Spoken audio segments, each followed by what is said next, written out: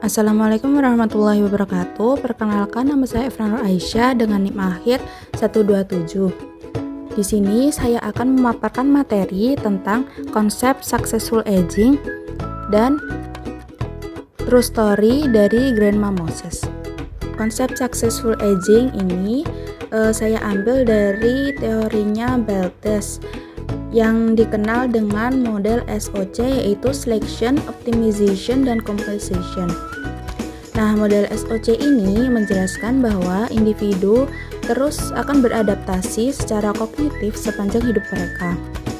Nah, penuaan yang sukses itu bukan hanya tentang mengatasi masalah fisik, tetapi juga tentang bagaimana individu dapat menyesuaikan tujuan dan makna hidup mereka seiring bertambahnya usia. Nah, untuk mencapai penuaan yang sukses, ini terdapat dua faktor utama, yakni faktor internal dan faktor eksternal. Nah, yang pertama adalah faktor internal.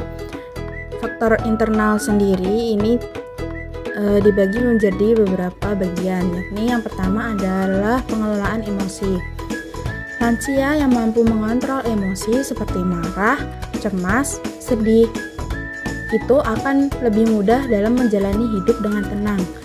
Mengelola emosi dapat membantu mereka beradaptasi dengan perubahan yang terjadi di usia tua.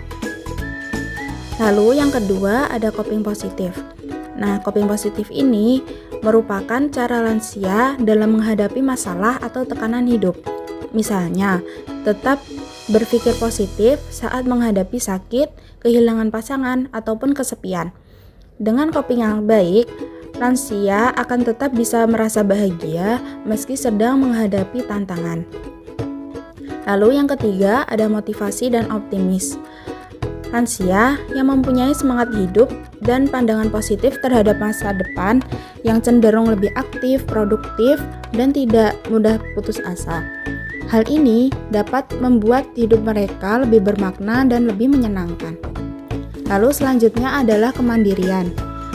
Meski terdapat keterbatasan fisik, lansia yang masih bisa melakukan kegiatan sehari-hari sendiri seperti makan, mandi, atau berpakaian sendiri akan merasa lebih percaya diri, tidak merasa menjadi beban, dan dirinya tuh lebih puas dengan kehidupannya. Lalu selanjutnya adalah penerimaan diri. Nah, penerimaan diri di sini berarti bisa menerima perubahan yang terjadi, seperti tubuh yang mulai melemah atau tidak sekuat dulu. Lansia yang bisa menerima diri mereka akan merasa lebih tenang, tidak mudah stres, dan lebih mudah untuk bersyukur. Lalu yang terakhir adalah kebiasaan sehat.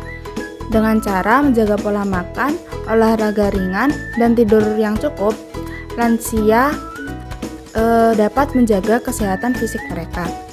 Kebiasaan ini dapat membantu mereka akan tetap kuat dan tidak gampang sakit pada usia tua. Lalu yang kedua adalah faktor eksternal. Nah, faktor eksternal di sini meliputi dukungan emosional dari keluarga. Nah, lansia yang merasa disayang, diperhatikan, dan dihargai oleh keluarga biasanya lebih bahagia dan tidak merasa sendirian. Rasa empati dan rasa kasih sayang ini membuat mereka merasa lebih tenang dan nyaman. Lalu yang kedua adalah dukungan instrumental. Nah, dukungan ini merupakan bantuan nyata dalam kehidupan sehari-hari.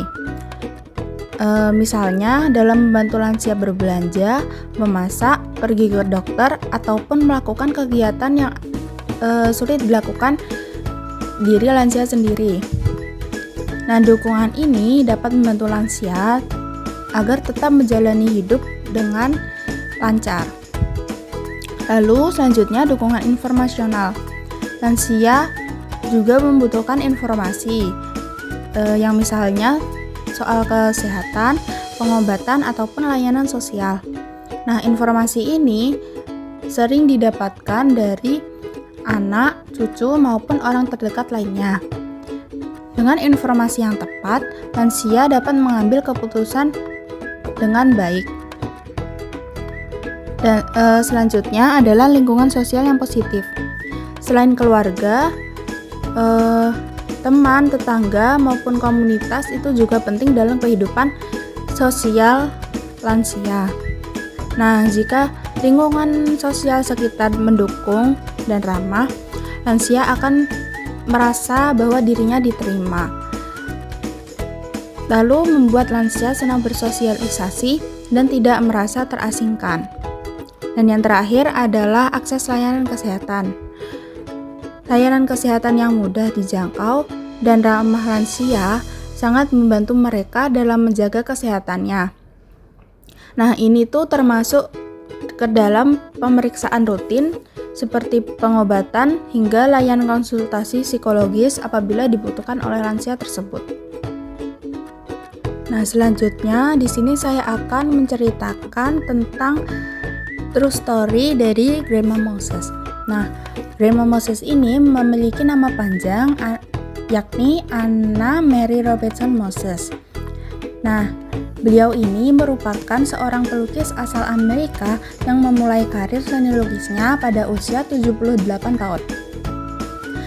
Beliau ini lahir pada tanggal 7 September 1860 dan meninggal pada tanggal 13 November 1961. Sebelumnya, beliau ini bekerja sebagai petani dan menghabiskan sebagian besar hidupnya di pedesaan.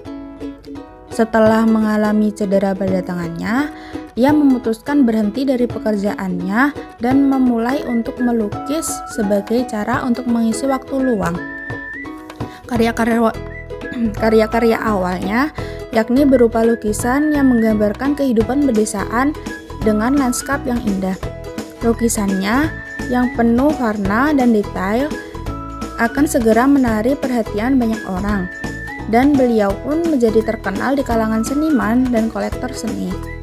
Pada usia 80-an, Grandma Moses ini mulai menerima pengakuan internasional dan karyanya itu dipamerkan di galeri-galeri besar.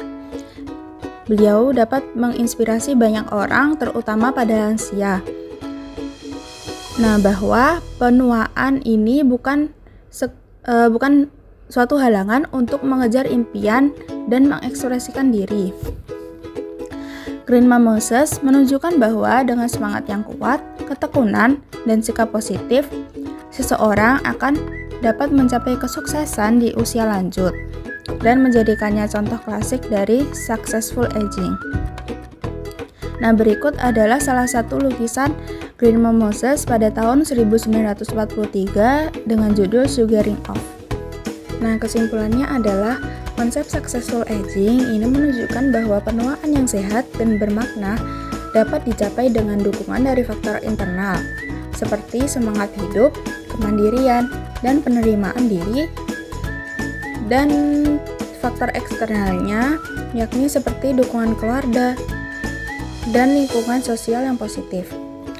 Kisah nyata dari Grandma Moses menjadi contoh inspiratif bahwa seseorang tetap bisa berkarya, bahagia, dan dihargai meskipun memasuki usia lanjut.